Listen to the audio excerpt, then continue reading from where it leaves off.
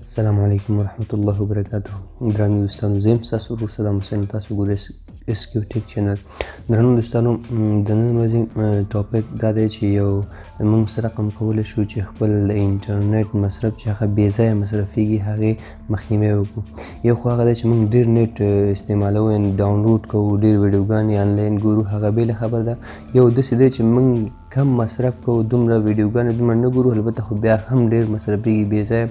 هغه اپلیکیشن چې هغه بیکګراؤنډ کې رننګ وي هغه زموږ انټرنیټ مصرفوي. او په دې کې موږ تاسو ته 2 سمپل سټیپس درښیو چې په هغه سره کولی شئ تاسو ډېر یعنې 40% د خپل انټرنیټ مصرف راکابو کړئ.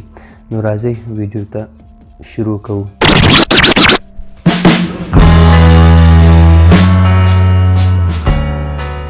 دوستانو، په لومړي سر کې چې کله دلته راغلی تاسو به دغه نوټیفیکیشن پینل ښکته سلایډ کوئ، ښکته کوز کوئ او دغه د ډیټا انټرنیټ دغه کلیک په چاخ ونیسئ.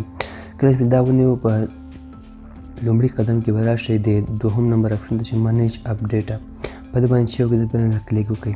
کله چې په دې باندې کلیک وکړئ لومړی دلته ګورئ ډېر اپلیکیشنونه سلیکټ دي، تاسو ته چې وکړئ دا به آل کوئ او بېرته چې وکړئ آل نه به یې وباسئ. کله چې آل نه وویسته اوس راځو هغه اپلیکیشن چې موږ غواړو چې انټرنیټ پکې استعمال کړو. مثال یو سړی د صرف فیسبوک کاروي، نور نه کاروي، مثال دا نور اپلیکیشنونه بې ځایه د انټرنیټ مصرفوي، هغه کولی شي فیسبوک مسنجر سلیکټ کړي او نور چې ووځي له دې څخه ووځي.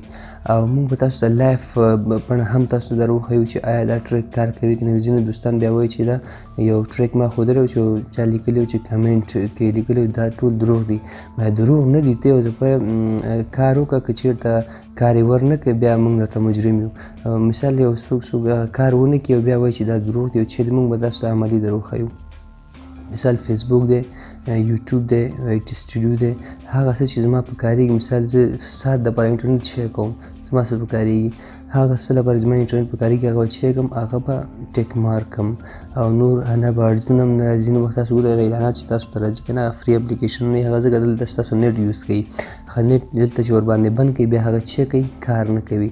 اوس به تاسو ته موږ لایف بڼه هم تاسو ته بیا در وښیو.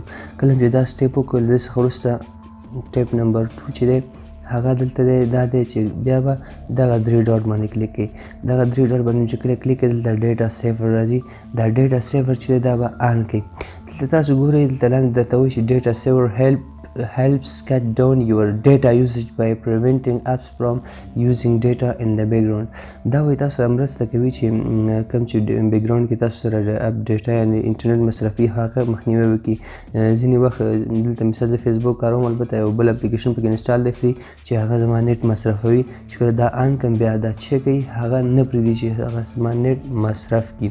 البته تا به هغه ځای کې دوستانو بیا مفید نه تمامېږي چې کله مثال زه دلته فیسبوک کاروم خو ما چې کړی ما یو ډاونلوډر یوټیوب کې مې ویډیو ډاونلوډ روان کړی دی، هغه ډاونلوډ روان دی او بیا زه فیسبوک کاروم نو بیا هغه بیکګراؤنډ کې چې دی هغه بیا ډاونلوډ بندېږي، هغه ډاونلوډ سټاپ کېږي تر څو چې بېرته ورباندې ورشم او هلته ودرېږم بیا کار کوي.